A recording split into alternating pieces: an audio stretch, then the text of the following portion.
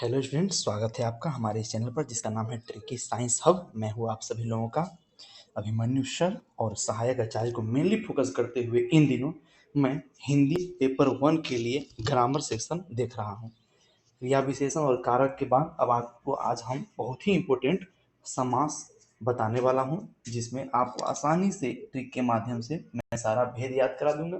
बस आपको सिर्फ और सिर्फ एग्जाम्पल पर फोकस करना है, उसका भी मैं क्लू दे दूंगा, बस ध्यान से सुनिए। और हाँ, जो मेरे चैनल पर नए हैं please subscribe, like and share. ये हर तरह की परीक्षा में काम देगा। मेरा मकसद ही इस चैनल का कि ऐसे चीज़ों को पढ़ाना, ऐसे चीज़ों को बताना जो लगभग हर एग्जाम में आता है। ठीक है, तो स्टार्ट करते हैं बिना डिले करते हुए।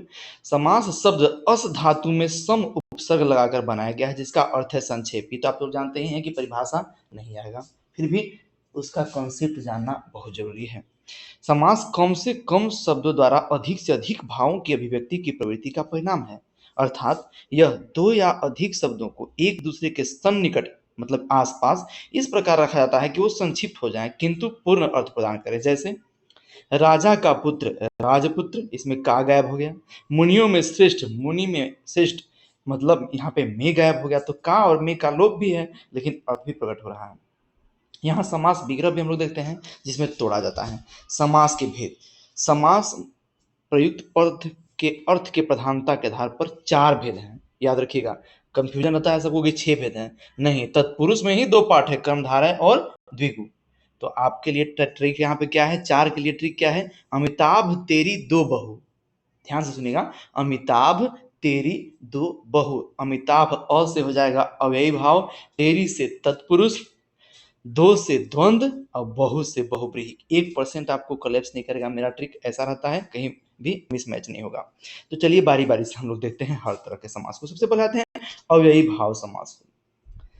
जो समस्त पद अव्यय की भांति कार्य करता है उसे अव्ययी भाव समास कहते हैं। इसमें प्रथम पद अव्यय और दूसरे पद संज्ञा या विशेषण होता है। ये मेन लाइन है, बस याद रखिएगा।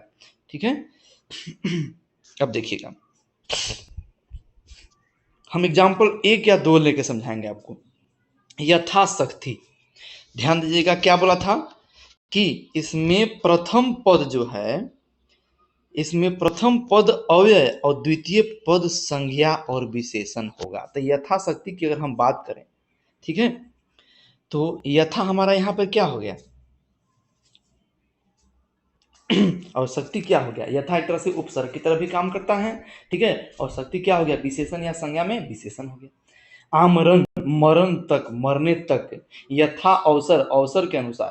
प्रत्यक्ष, अक्षी, आंख के आगे। यथोचित, जैसा उचित हो। आजानु बाहु, घुटने से बाह तक। प्रतिशत, प्रत्येक शब्द।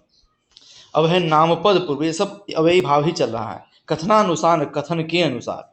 कुशलता पूर्वक, कुशलता के साथ। विवेक पूर्वक, विवेक के साथ। धीरे धीरे, धीरे के बाद धीरे।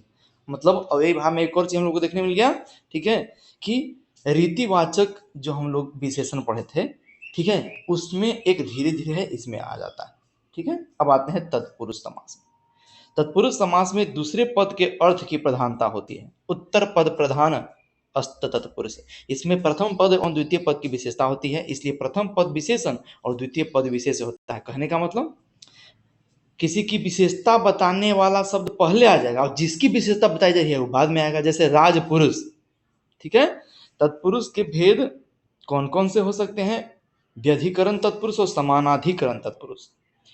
व्यधिकरण की वही तो आपका जो हम लोग कारक पढ़े हैं ना, तो कर्म कारक से लेके आखिरी जो हम लोग अधिकरण तक पढ़े थे वहां तक आएगा। कर्म तत्पुरुष समास, कर्ता इसमें नहीं होता है, ठीक है, क्योंकि कर्ता ने तो ने शामिल होगा ही नहीं। समस्त पद के बीच कर्म कारक की विभक्ति का लोप होता है। जैसे गगन चुंबी, गगन को चुमने वाला, याद है ना, कर्ता ने कर्म को, तो यहाँ पे को है, तो पकड़ने का तरीका वही है, कारक है। कारक की विभक्ति चिन्ह जहां लगी रहेगी आंख मूंद के तत्पुरुष समास मार दीजिएगा। अब तत्पुरुष के भी अंदर अगर बाल का खाल निकालेगा तो वही कारक का नाम लिख दीजिएगा। ठीक है, कर्ता ने कर्म को, तो कर्ता गायब करना है तो कर्म से स्टार्ट करना है, ठीक ना। उसके बाद देखिए, स्वर्ग प्राप्त, स्वर्ग को प्राप्त। गृहागत, गृह को आगत। यश प्राप्त, यश को प्राप्त। कार्योन्मुख, कार्य को उन्मुख। अधिकार प्राप्त, अधिकार को प्राप्त। इस तरह से हमको देखना क्या है, को लगा रहेगा वो कर्म रहेगा। कर्ण की बात करते हैं, बिल्कुल सहार्थ तृतीया। के और के से और के द्वारा याद रखिएगा। हस्त से लिखित, हाथ द्वारा लिखित या हाथ से लिखित। मेघाच्छन्न, मेघ से आच्छन्न, मेघ मतलब बादल होता है, आच्छन्न माने घिरा हुआ। प्रकाश से युक्त, हिम से आच्छादित।